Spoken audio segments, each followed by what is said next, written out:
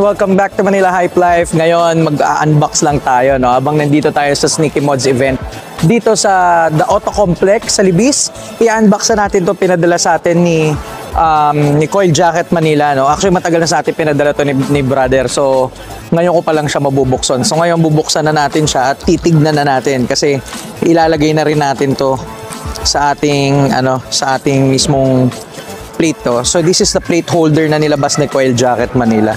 So, buksan na natin. Alright.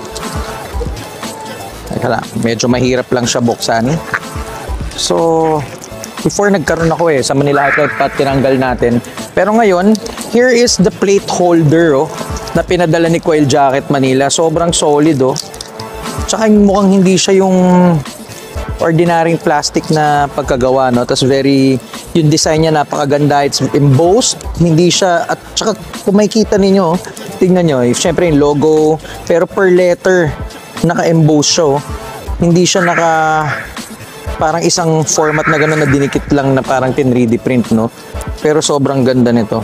Sobrang solid. Can't wait to use this plate holder. So ngayon gagamitin natin tong plate holder na to at ikakabit na natin to dun sa likuran natin. So again, once again, you got to check this out. Kung gusto nyo mag-purchase nito, punta lang kayo sa page ni Coil Jacket Manila. It's already available at saka napakaganda na nakasulat dito, di ba? Driven by Dream. So alam naman natin tayo mga car enthusiasts, lahat ng mga kotse natin, pangarap natin to. So this is really a perfect plate holder for you guys. So tara, pakita ko sa inyo. And always remember to drive it right.